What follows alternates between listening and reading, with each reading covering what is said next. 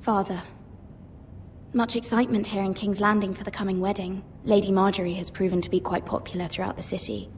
I do wish you and Mother could come, although I know it would be impossible under the circumstances. I miss all of you, and I look forward to the day you can.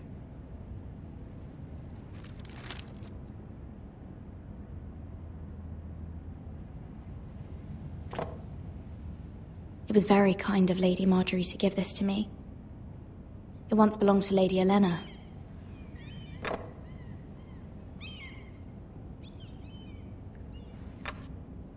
Asher sent me this coin, to remember him. What a strange place, Essos. Ethan made this for me.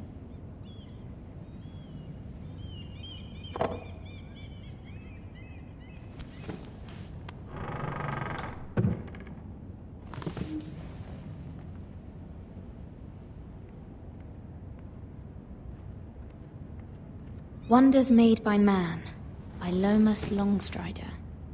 A gift from Roderick. I hope to see them all someday. King's Landing. I wonder if it's sunny at Ironrath today.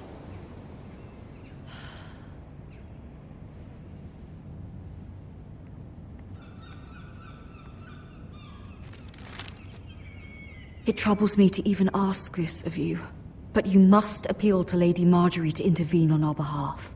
She is our best hope, and can be a powerful ally, especially now when your family so desperately needs her help.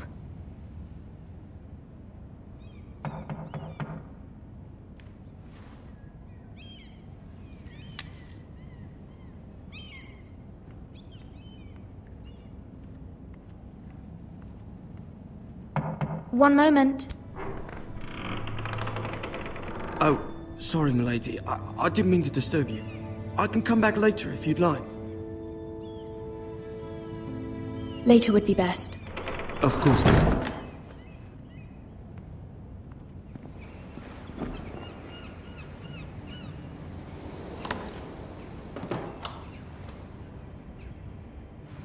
Lady Marjorie, you're early. I was hoping there would be time for us to talk. Come, there's something we must discuss.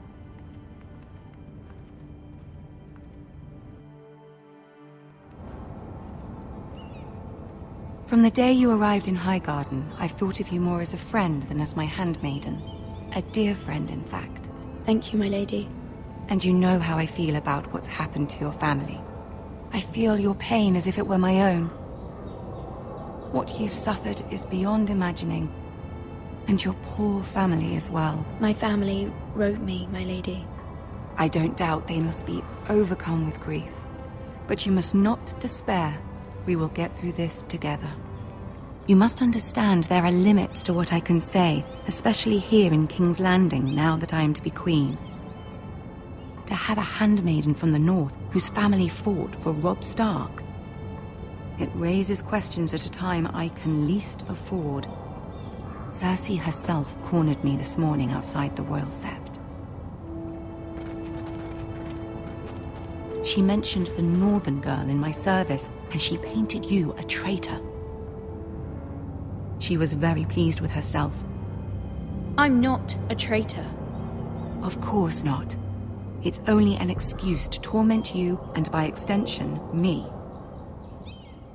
She demands an audience. She wants an apology of some sort, for what I don't know, but she's waiting for us now, and I promised I would bring you to her. I wouldn't ask this of you if it were not important. I cannot apologize, my lady. I'm not a traitor. I know you're not, but you must find a way to appease her. Humor her. Tell her what she wants to hear. See if the Queen Regent is ready to receive us.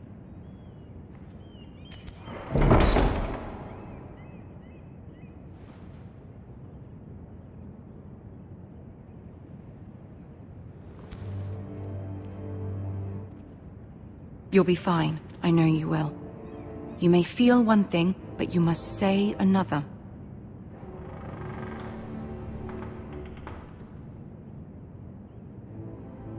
Good luck.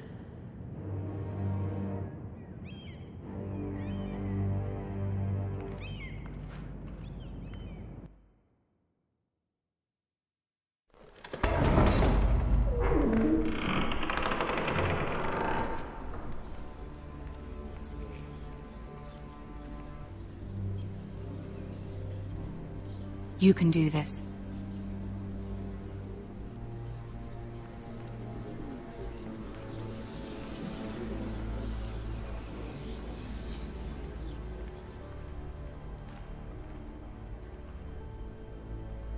Ah, Lady Marjorie.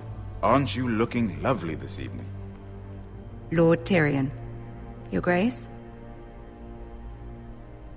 With your permission, allow me to introduce Lady Mira of House Forrester.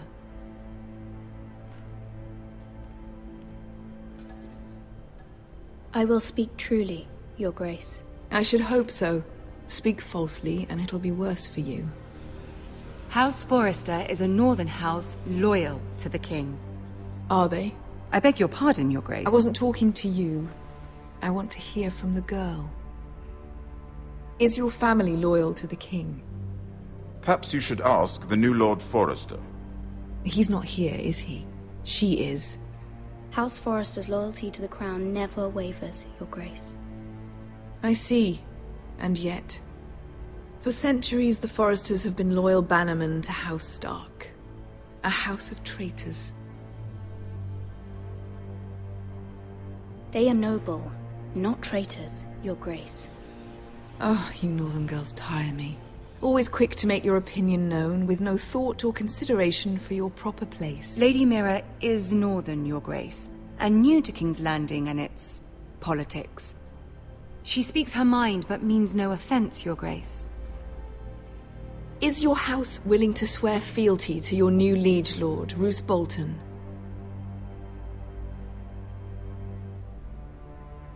Roose Bolton also served the Starks, Your Grace. And proved his loyalty to the crown by bringing their house to a swift and sudden end.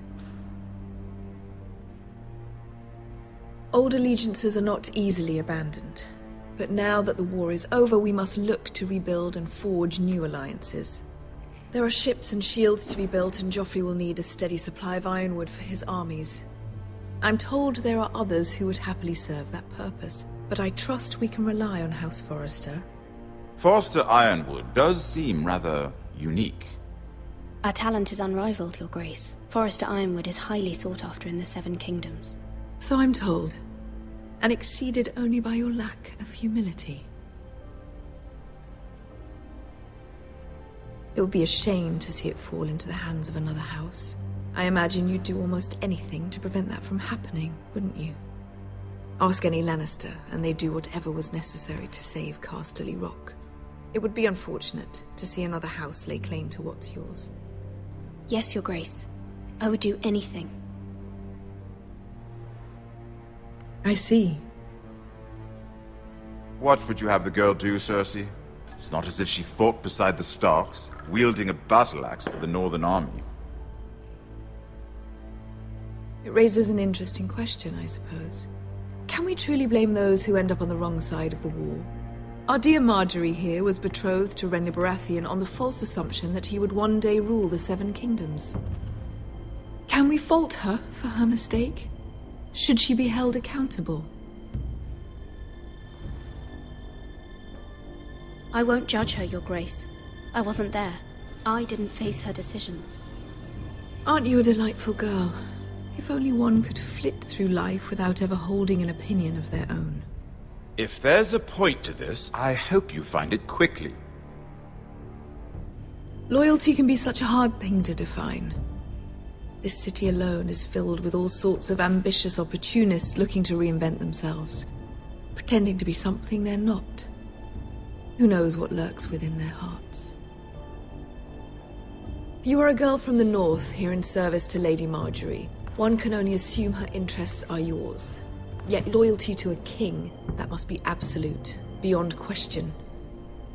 And if your loyalties were to become conflicted between your king and the very person whom you serve, what would you do then? I'm sure she Let would... the girl answer the question. I must choose Marjorie, Your Grace. I serve at her pleasure. Clearly your handmaiden does not have her priorities straight. She is a threat to the crown, isn't she? The most dangerous handmaiden in all of King's Landing. She's headstrong, isn't she? Not surprising, I suppose, for a northern girl. But not very encouraging either. I'd like a word with you, if I may. Of course, Your Grace.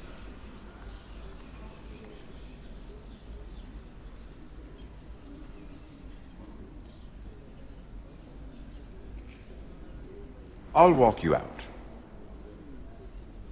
This may come as a surprise, but I met your father once, at the tourney at Lannisport.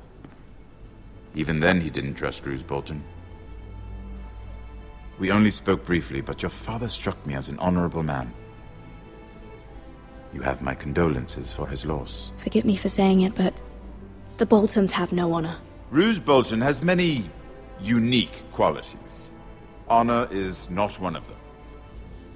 You were brave to declare your loyalty to Lady Marjorie. No doubt she was pleased, but Cersei, she will not soon forget what you said. It was quite the first impression. I don't particularly like her. That was fairly apparent to everyone. My sister and I have our differences. She takes great pleasure in her little charades. I take mine in thwarting them. We must find our amusements where we can. She threatened to give your ironwood to another house. It is the Master of Coin who decides such matters. The Crown needs boats. Boats need wood, and I speak for the Crown in this regard, not her. I wouldn't want to anger Cersei. And you'd be wise not to. But I suppose the Crown could be persuaded to secure ironwood from House Forrester. Lady Marjorie might not look favorably on such an alliance, and it would infuriate Cersei. Although what would be amusing for me might prove rather dangerous for you and your house. Are you willing to risk that? It's a risk I'm willing to take, Lord Tyrion. Please. You are a brave girl, aren't you? I'll consider it. Now, if you'll excuse me, I promised Sansa I would join her for dinner tonight. 3 beautiful bottles of Dornish wine await my arrival. The mere thought of them makes me thirsty already. Good night, Lord Tyrion. Just be careful. This is not the North. King's Landing can be a nest of vipers to the uninitiated.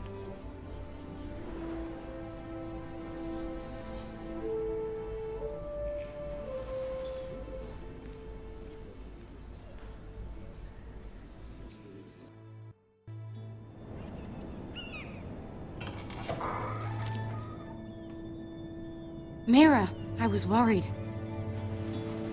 How was it? Cersei has a way of looking at you as though you're nothing. It didn't go very well. I'm sorry. Cersei is known for being rather difficult. But at least it's over now. Lady Marjorie has spent the entire day working on seating arrangements for the wedding. Of course, you and I are seated way at the back. Here with the 4th cousins and the 9th-born sons. Ah, Sir Jaime. I wouldn't mind tarnishing that white cloak of his. Sarah! What? It's true. And Oberyn Martell, the Red Viper. I'm told he has a paramour. Which I doubt is Dornish for wife. We're just having some fun. Perhaps Lady Marjorie could make the right introductions. Who knows? We might meet our future husbands. Although, marrying a king, I can only imagine what that would be like. Would you marry Joffrey if it meant you'd become queen? He does have a certain look about him, and he's always treated Lady Marjorie well. Which is more than you can say for his mother. I don't want to be queen, no matter who I'd have to marry. Don't want to be queen? You northerners. You'd make a perfect scepter. Well, I would marry him. Imagine the power you would have as Queen of the 7 Kingdoms. I might even allow you to be my handmaiden. Let's see, who else should we marry off? Brienne of Tarth and Tyrion Lannister. What a perfect match! Sir Bronn and... What are you doing?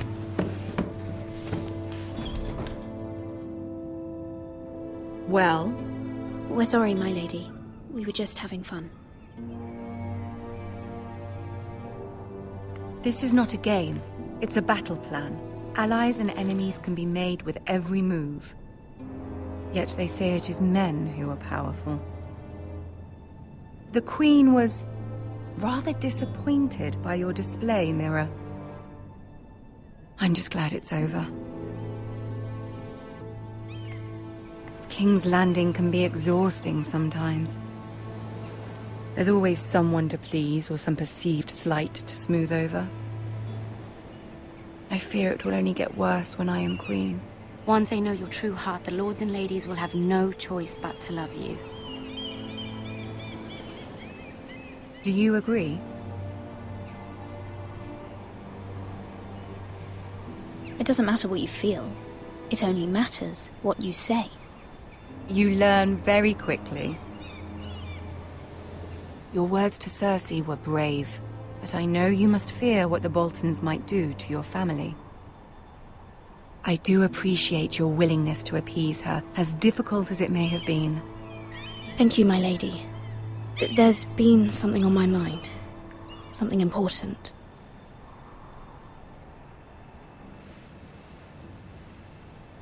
I did have a favor to ask of you in return. Whatever you wish to say, you can say it in front of Sarah. There are no secrets between us. It's about my family. I trust her.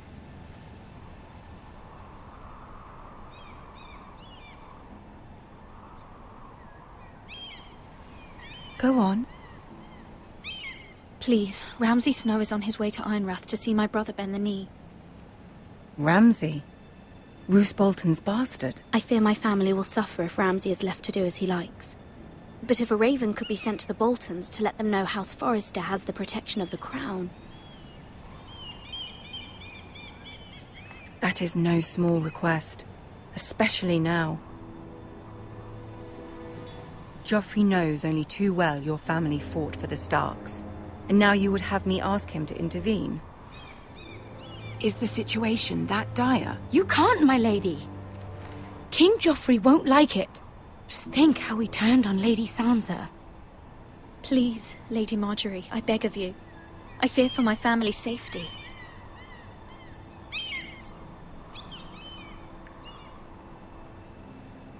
I don't know, Mira. If Cersei were to find out... Don't let the Queen bully you. You have power over him, Lady Marjorie, as no one else does. Not even his mother. Ramsay Snow will arrive at Ironrath within the week. I would never ask this of you if it weren't so urgent. Very well. I'll make your request, but I cannot promise anything. Thank you, my lady. I will send a raven to my family at once.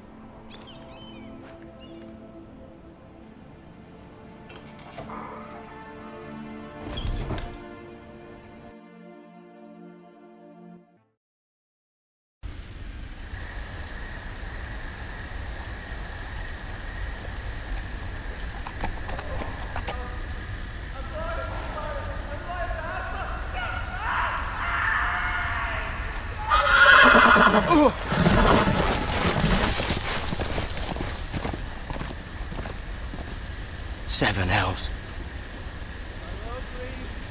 I am loyal to your father. I am loyal to our both, please. No. No, stop, no, please, no, stop, no! Let's play a little game, shall we? Did you know my ancestors wore the skins of their enemies as a coat?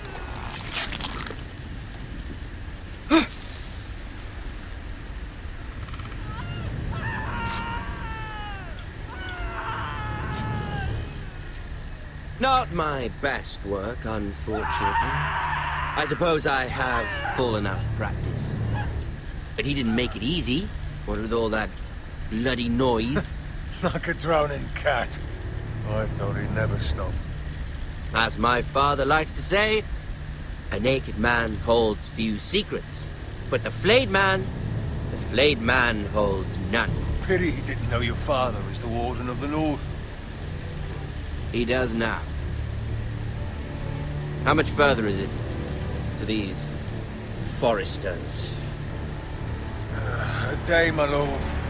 2 at most. What was that? My lord? Shh!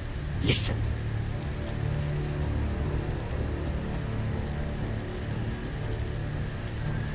There. Hear that? I know I heard something.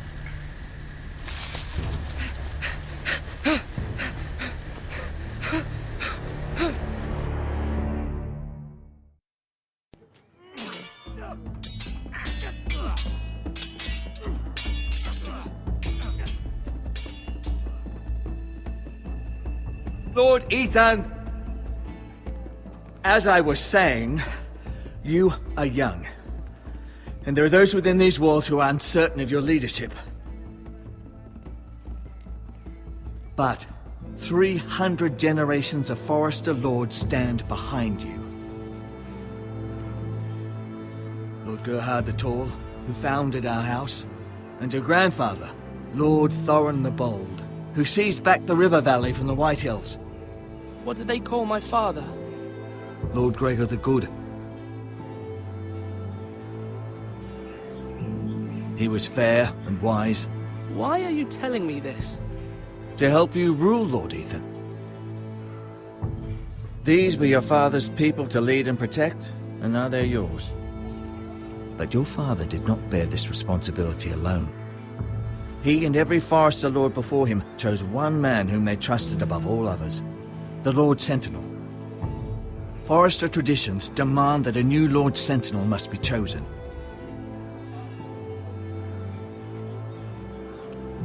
Keep walking, you craven son of a whore. Move! Summon the Lord! We need his judgment. I've done nothing wrong! I was only trying to survive!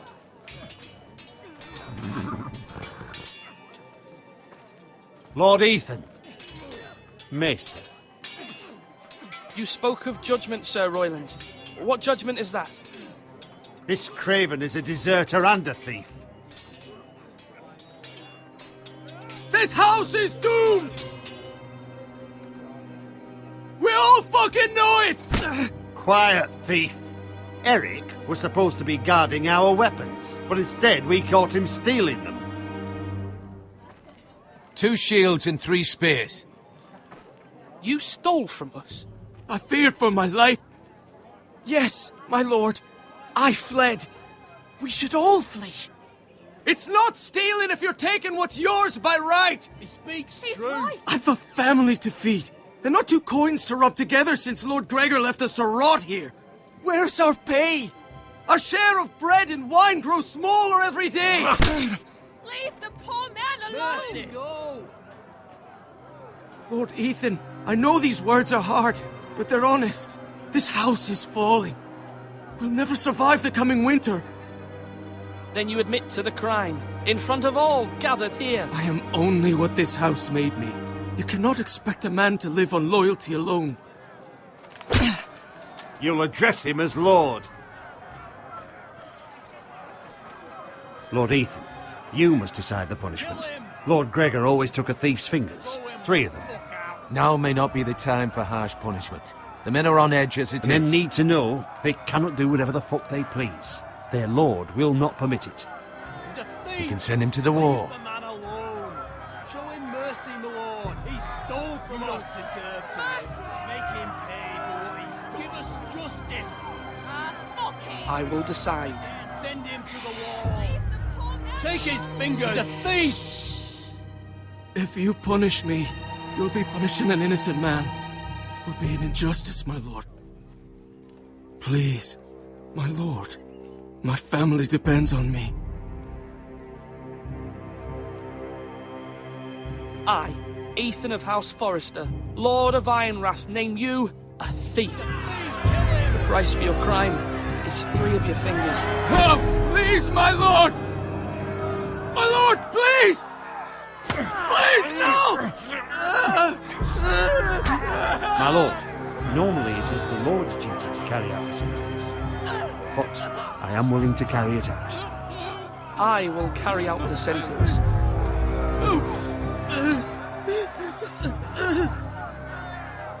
This is injustice, my lord!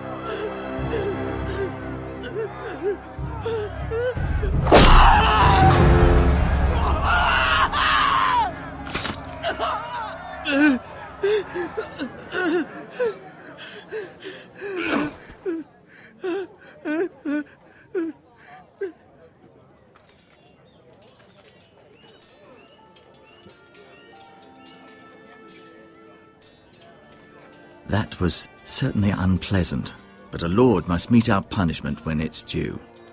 Not just yourself, of course. I did what I had to do, and it didn't bother me. You heard what the thief said. I expect this sort of thing will happen again. But a sentinel can help you in the face of disloyalty.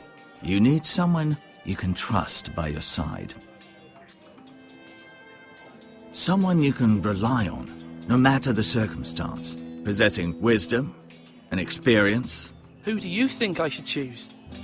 There are 2 capable men for the role. They both want the job, but neither thinks very highly of the other. How do I decide between them? Talk to them. Solicit the opinion of people close to you. Here, the bracer of the Sentinel. The badge of office. Tonight is your first small council meeting.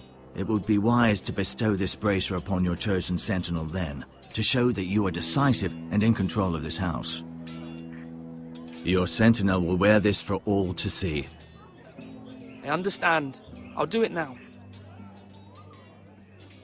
Come speak with me when you're ready to convene the small council, my lord.